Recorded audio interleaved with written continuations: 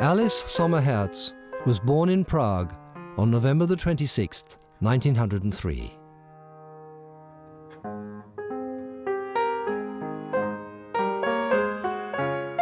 She became a pianist of distinction, but was imprisoned in the Theresienstadt concentration camp with her 6-year-old son. She lost both her mother and her husband in Nazi death camps, but Gigi Sommer and her son survived.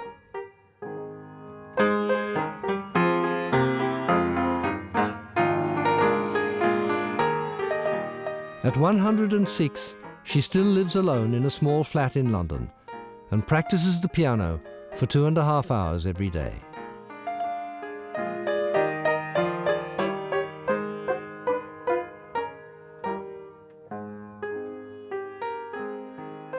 At 104, she became famous internationally through a best-selling book about her life called A Garden of Eden in Hell, published in 7 languages, and through being the star of a prize-winning film, We Want the Light, which has won her a following in many parts of the world.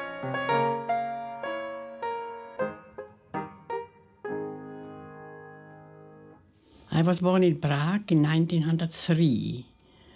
This was Bohemia, belonged to the Austro-Hungarian monarchy, which was actually 3/4 of Europe. And Czech people in Bohemia lived Czech people, German people, 1.5 million German people, and Jewish people. 3 very strong cultures. And these 3 cultures were fighting one against the others, actually. Then came the First World War, which I remember very well. We had nothing to eat, I remember it. Next to our house was a bakery, and we had to stand in this queue for hours and hours, the whole night and the whole day. And in the end, we got a little piece of bread, which was actually without any taste, and a very hard time, very hard time. I remember my father, who had a factory for balances. He was, I believe, well off. He came one day and said, "Children," we were 5 children, "Children, now we have lost," it was already the end of the war. "Now we have lost everything. I have to start from the beginning. It means people paid, out of patriotism, a lot of money for the arms and they lost it. So this I remember very well. And then, of course, a lot of friends of my parents and my brother and my sister didn't come back. So we realized what is war as little children. Then I played, my brother, the whole family my mother was very musical. Very. Not only that she played, but she was my severest critic. When I had a concert and she said, it was very well, so it gave me a security.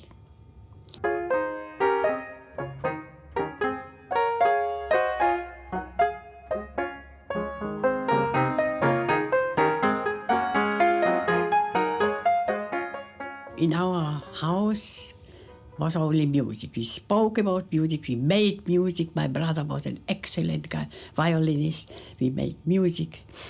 I remember my mother was, at 8 o'clock, my father came home very, very tired. He went to sleep at 8 o'clock, and my mother said to us, "Kinder, geht's spielen." So I sit next to the piano. I was maybe 10 years old. My brother 13, 3 years older than me. And we played sonatas, concertos. And this was my best school, I believe. I learned a lot from this. Still now I know these sonatas by heart. And my mother must have been very happy to sit next to a stove from tiles in this time. And it was so cozy. And she was sitting there, and it must have been for her really a beautiful moment when we were playing. Two of her children made beautiful music.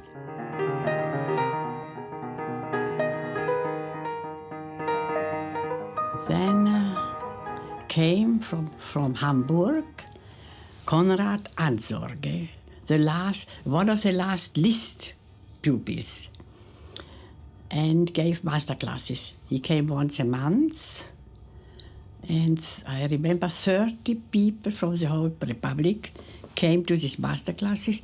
I was the youngest, I was 60 years old. And retrospective, I believe he wasn't a very good teacher. He was wonderful when he sat next to the piano and played. But as a teacher, I believe he was not so. One of the reasons he was a drinker. We noticed when he came at lunchtime, he was already a little bit like indifferent or even sometimes confused. So I wanted to play always the first of all. In the morning at 9 o'clock, I was the first. But in the end, we learned a lot. We learned from the mistakes of the other people.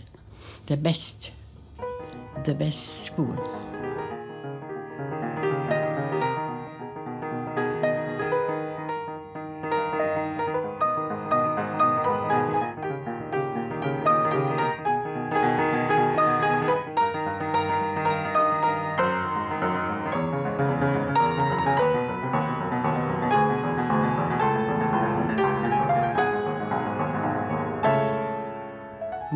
The life of a musician is a privilege.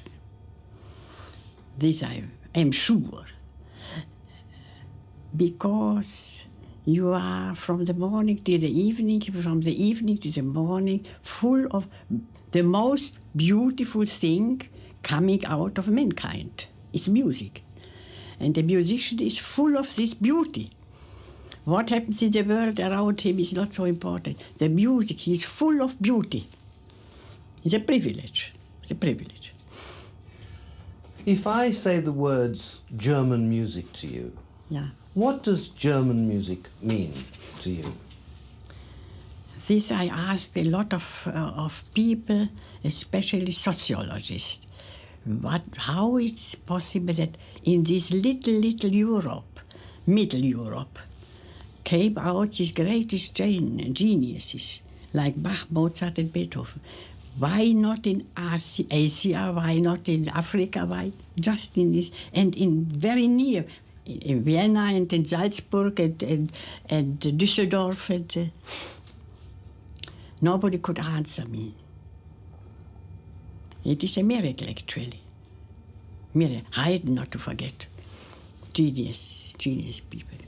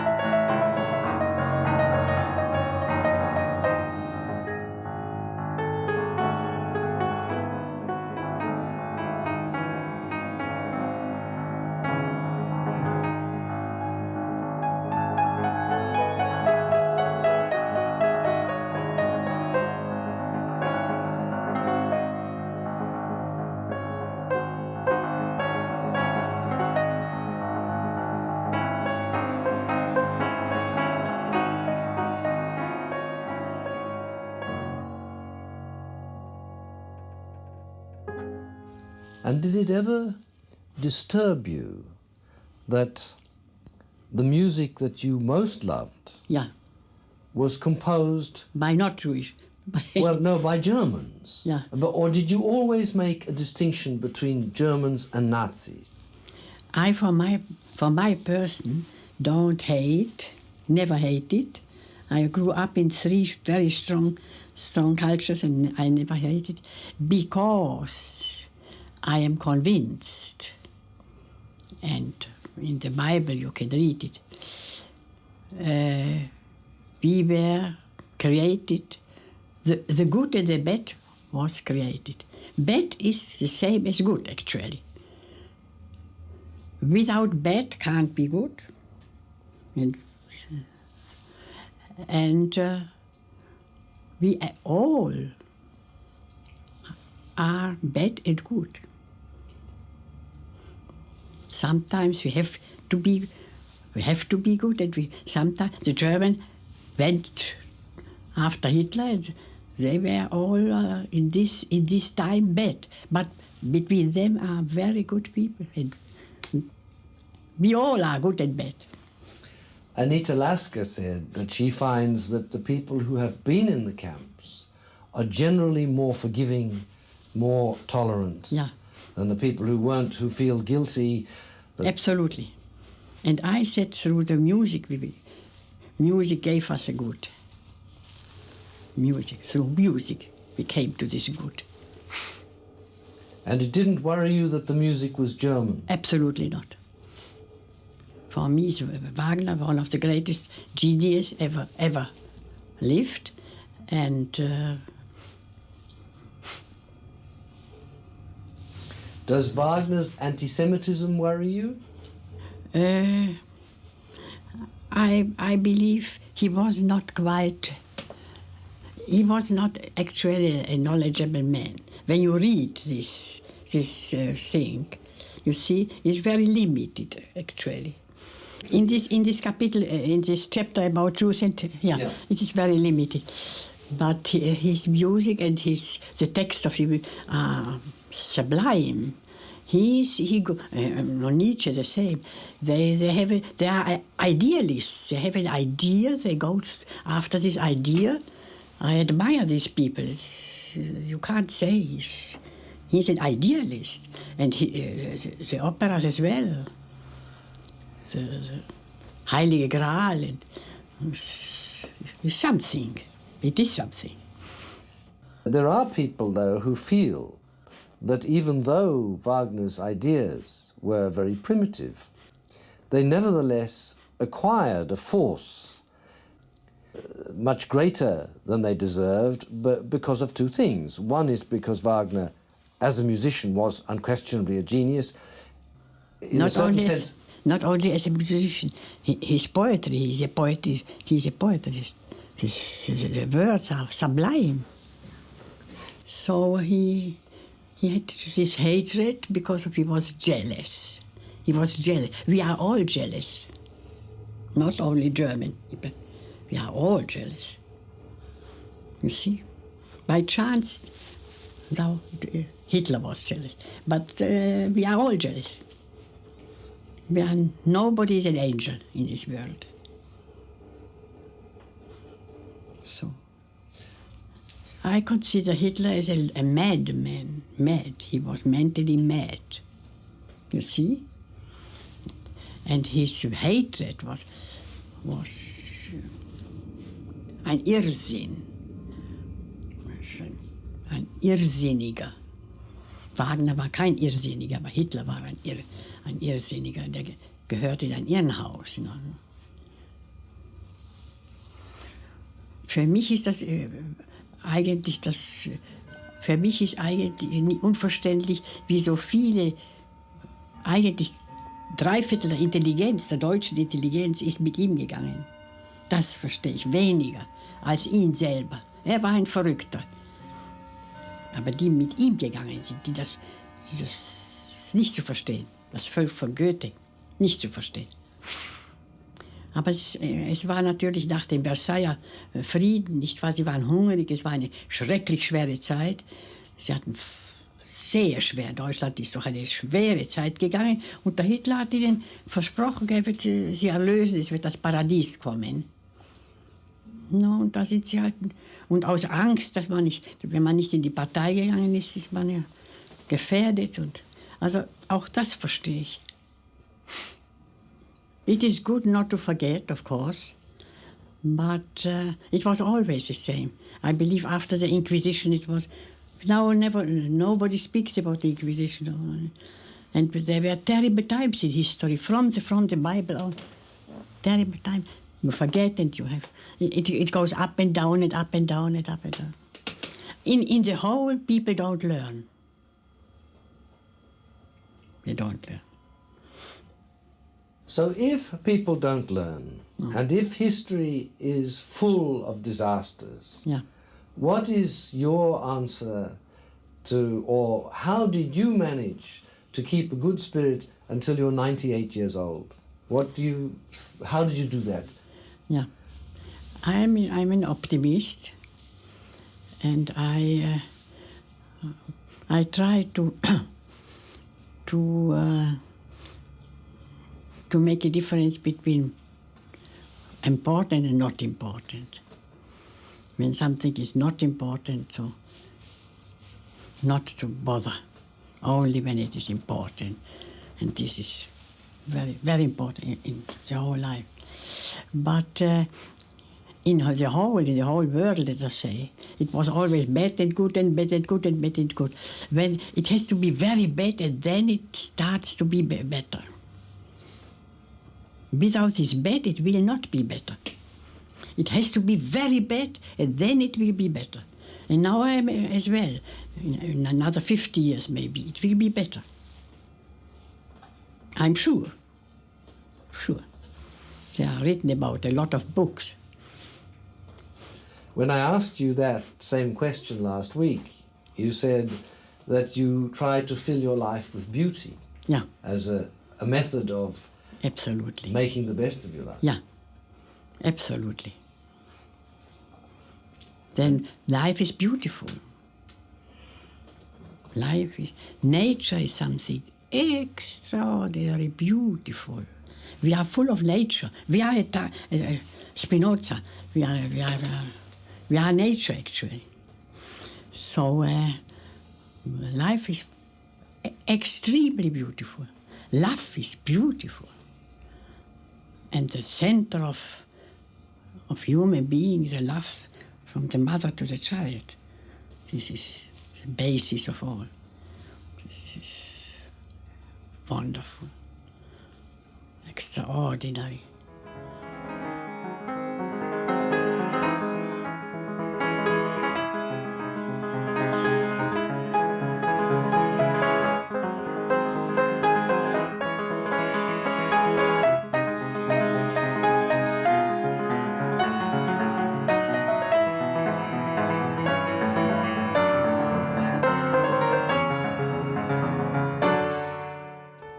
But I went through a very interesting thing. In my house, this was before deportation, were 3 or 4 Nazi families.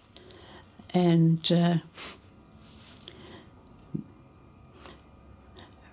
once I was practicing a lot in this time. After my mother left, I was in a very bad state, and I had to play. I couldn't. So I played for hours, and suddenly I heard a knocking on the floor, and I said, "Oh, the Nazis! It is. I disturb him. I will not play it now." So I stopped playing, and the woman who took care of our house came once and said, "Mrs. Sommer, Mr. Hermann, the name of this Nazi, asked me whether you are already deported. You stopped playing. He loves your playing," she told me. So immediately I was sitting down and played.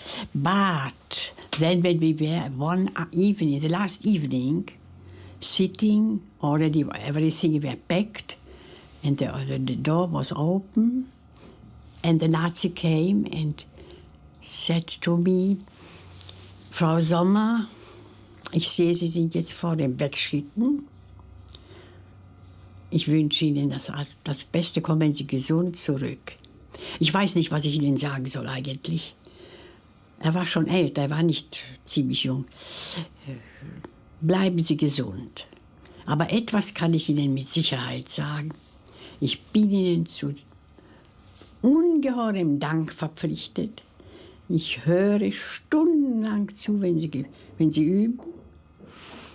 Mein Vater war ein Organist. Wir waren die ganze Familie sehr musikinteressiert. Und ich bewundere Sie und ich kann Ihnen nicht sagen, wie Sie uns auch in unserer Zeit jetzt geholfen haben durch Ihr Spiel. Hat er mir gesagt. Do you still practice now? Yeah, of course. How much? This is my food. 2.5 hours. How old are you?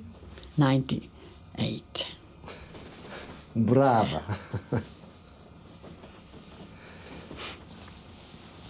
How many concerts did you give in Theresienstadt? Yeah, more than 100. It was when the people loved a concert, so they wrote on little papers, and when there were a lot of people who wanted a certain program, so I played the etude by Chopin maybe 20 times, and the Beethoven one evening Beethoven sonatas 25 times, and so they could choose actually people what they wanted and what they loved and so on. Do you mean they chose it before? They sent a paper before, or they asked you when you were... After. When they loved the program, they wanted to listen again and again and again. And so you played more than 100 times? Yeah. But not only myself, my colleagues as well. It was very well organized. It was called Freizeitgestaltung. Freizeit is a free time, and the organizing of this free time. And who was responsible for that organization? Was it the Nazis or was it the Jewish Council? No, it was maybe the Nazis, but a Jewish, very nice woman was sitting in a little room, and she made this schedule for everybody. On Monday in the morning, we went to a certain place, and there was written... And always without heating? No, of course. Not hot water didn't exist. But this was not the worst thing.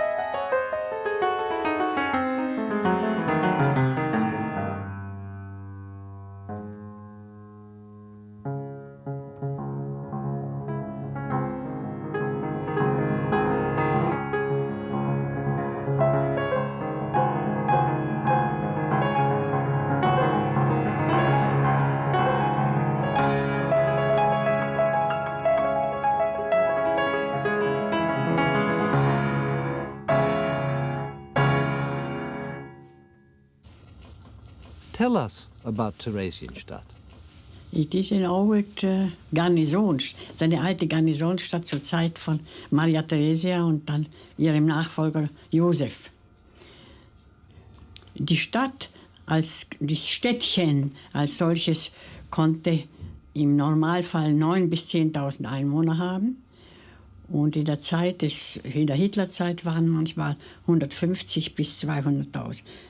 Also man kann sich vorstellen, wenn ich mich zurückerinnere, sehe ich nur schwarz. Also die Straßen waren schwarz von Menschen, wo auch immer. Also es war schwer, einen Platz für die Füße zu finden. Es ist unvorstellbar, wirklich, in diesem kleinen Städtchen.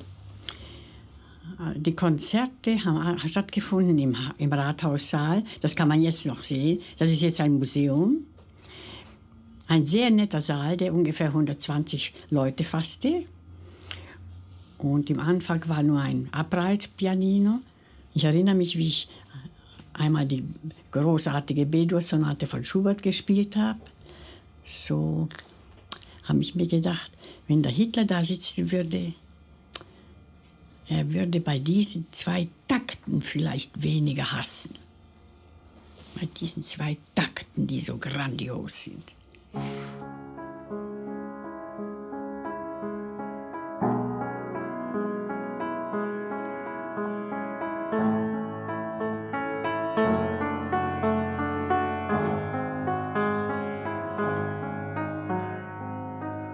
Ich erinnere mich, im Winter haben wir in den Wintermänteln mit den Hüten am Kopf und hohen Stiefeln. Das war eiskalt, aber wir haben doch gespielt. Wie wir das gemacht haben, das weiß ich. Jedenfalls, wir haben doch gespielt und die Leute waren in diesem eiskalten Raum gesessen. Es war eigentlich wie eine Kirche oder ein Tempel oder eine Moschee. Unbeschreiblich.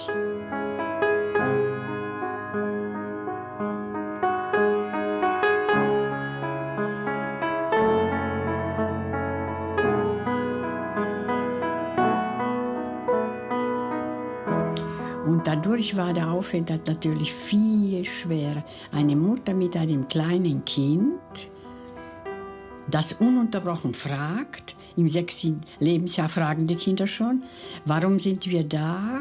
Was sind Juden? Warum haben wir nichts zu essen? Über alle anderen fürchterlichen Sachen will ich nicht reden. Jedenfalls, das war eigentlich das Schwerste, immer die richtige Antwort zu finden. Ich hab manchmal nicht gewusst, mein Mann auch nicht, was wir diesem Kind antworten sollen. In Theresienstadt hat man ihn sofort aufgefordert, mitzusingen bei der Kinderoper Brunjibar. Der Komponist, ein sehr guter Freund von mir. Das ist eine Oper von Kindern aufgeführt für Kinder. Eine wunderbare, ganz entzückende Musik. Der Komponist hat selbst am Klavier den Orchesterpart gespielt und hat dirigiert. Sie wurde mindestens 50 Mal aufgeführt. Ich erinnere mich, wenn wir nach Hause kamen, hat mein Junge einen Kochlöffel genommen, hat sich auf das obere Bett gestellt und hat dirigiert. Diese Oper, diese Musik von der Oper. Und wir haben alle mitgesungen. Es war wirklich, es war etwas ganz besonders Entzückendes. Wir haben gelacht. In diesem schrecklichen Ghetto haben wir gelacht. Jedenfalls, es war für eine Mutter mit einem Kind ganz besonders schwer. Wenn ein Kind Hunger hat und die Mutter hat nichts ihm zu geben, damit er den Hunger stillt, ist es eine ganz fürchterliche Situation.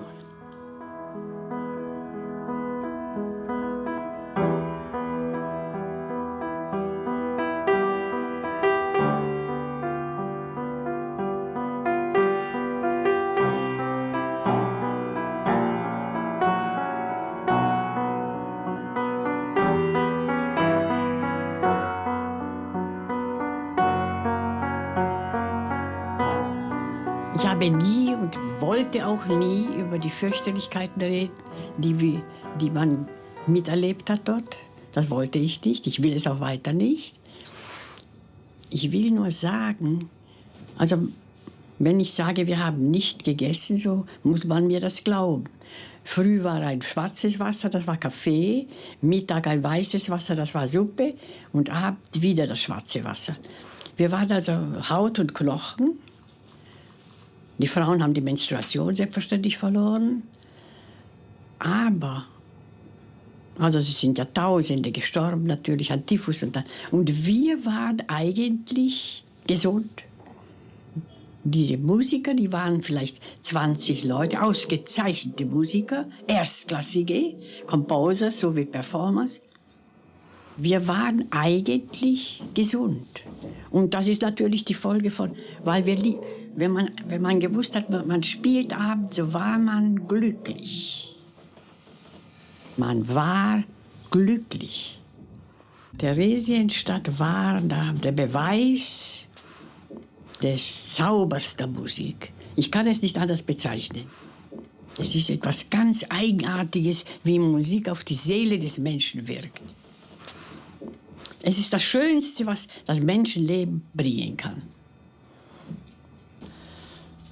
And I must say, till my last days, I am 98 years old, it helped me and it made my life beautiful.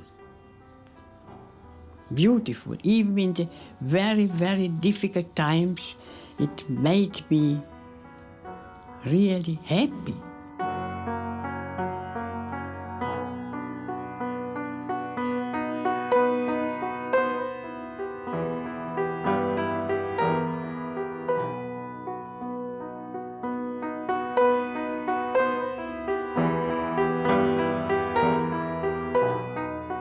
I am a survivor of Theresienstadt, but you can't compare the survivors of Auschwitz, for instance. This was undescribable. So these people went through the hell. Even the first year in Theresienstadt, we didn't know about Auschwitz.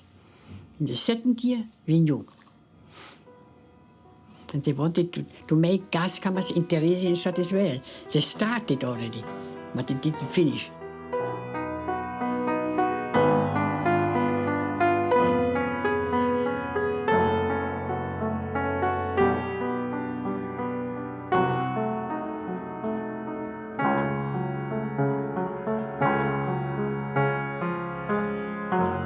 Und dann am 9. Oktober 1944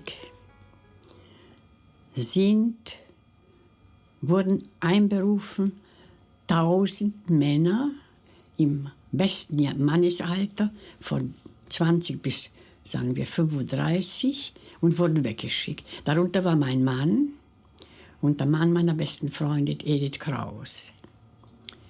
Mein Mann, also wir haben uns verabschiedet. Man hat damals noch nicht gewusst von Auschwitz. Das haben wir nicht gewusst.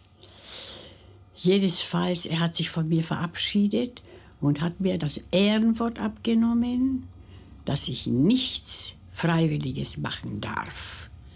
Was ich machen muss, selbstverständlich machen, aber nichts Freiwilliges. Wie er auf diese unerhörte Idee gekommen ist, ist mir jetzt noch nicht klar. Er hat uns das Leben gerettet.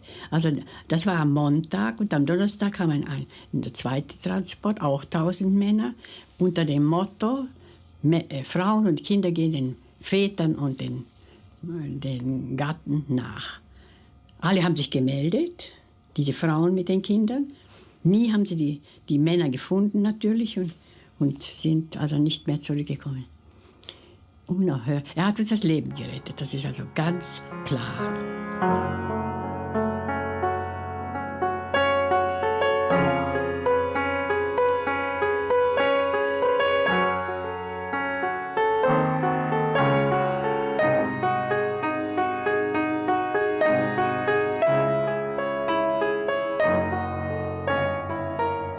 You said that your sister was not as optimistic as you were. No, we were twin sisters.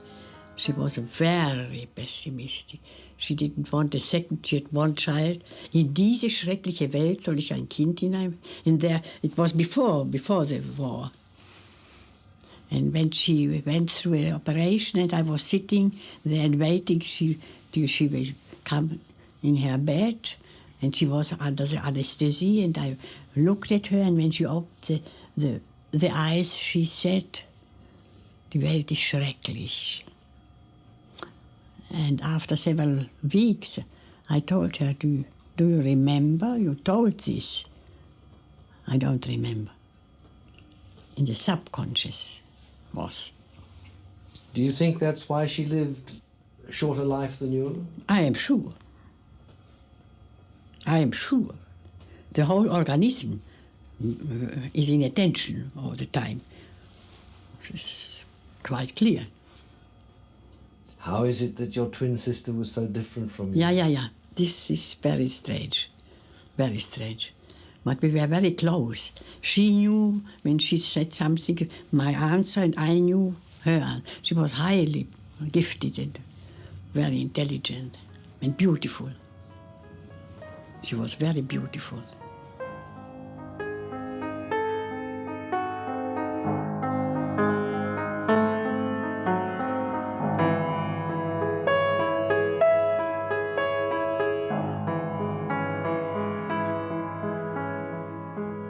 Das war vorher noch.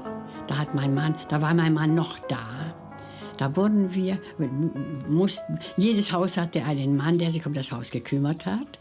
Und der hat uns am Abend gesagt, ihr müsst früh um 4 oder wann war, sehr bald früh, euch melden. Es war Winter, kalt, regnerisch.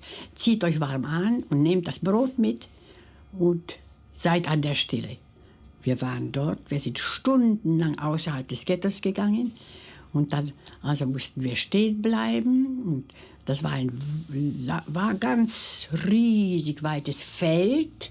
Man hat eigentlich nichts gesehen als von weitem eine schwarze Gruppe, irgendwie etwas Schwarzes. Und da haben wir uns kombiniert, das sind unsere Männer. Das sind unsere Männer, die dort stehen.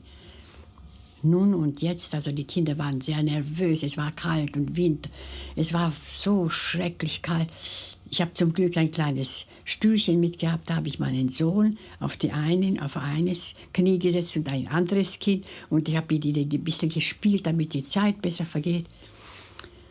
Es war sehr schwierig. Und jetzt auf einmal kommen 2 Nazis und sagen, aufstehen und in 10 in einer Reihe. Also alle haben sich aufgestellt und 10 in einer Reihe. Also jetzt habe ich mein Kind genommen und jetzt werden wir erschossen. Und das Merkwürdige, haben mich schon 100.000 Menschen gefragt, wie ist es, wenn ein Mensch weiß, im nächsten Moment ist Schluss. Und ich muss darauf antworten, er fürchtet sich nicht. Es ist schwarz alles. Wie wenn ein schwarzer Vorhang fällt. Ich hatte mein Kind, was mit mir geschieht, wird mit ihm geschehen. Und man hat gewartet. Es war hat nicht ziemlich lange gedauert, denn jetzt kommt etwas, was ich auch nicht vergessen werde. Davon träume ich beinahe jede Nacht.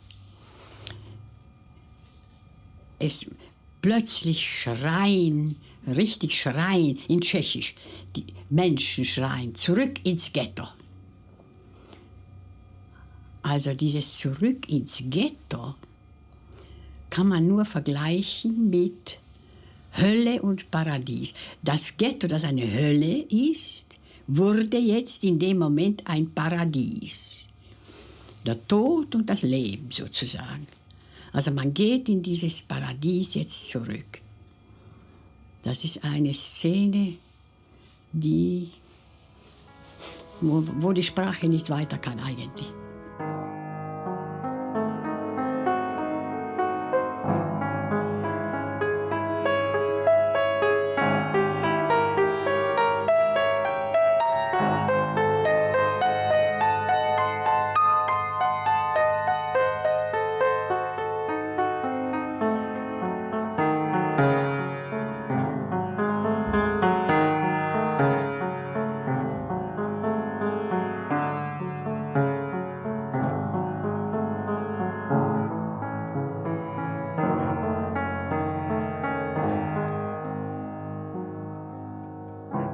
In my life is actually 3 things.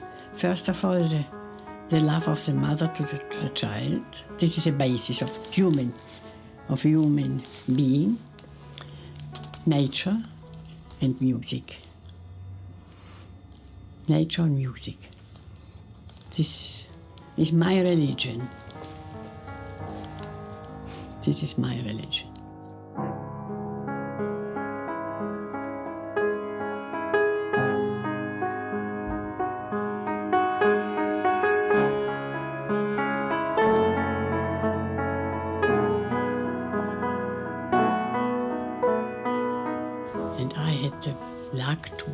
mother of an excellent son, outstanding, very gifted, and a wonderful character, and a real aristocrat, I must say, in his soul. And for this I am proud and thankful.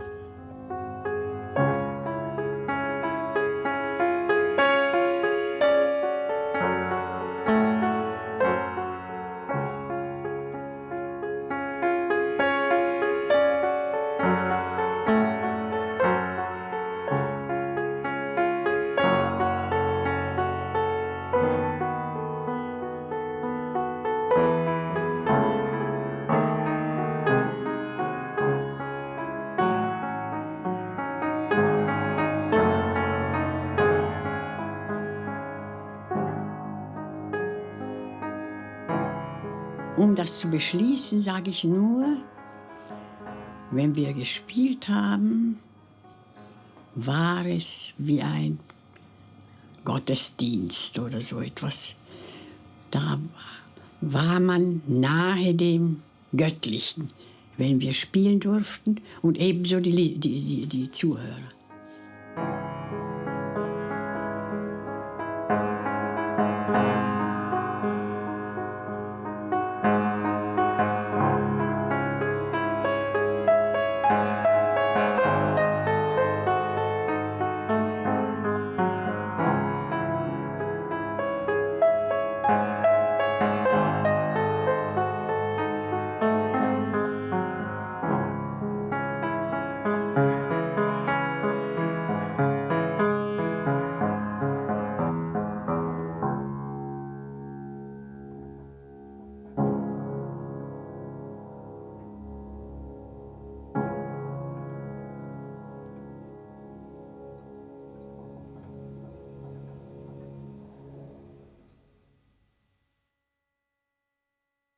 When you ask me what I learned in my long life, so I can answer you, first of all, I am grateful to my mother that she was interested in we are 5 children, to learn,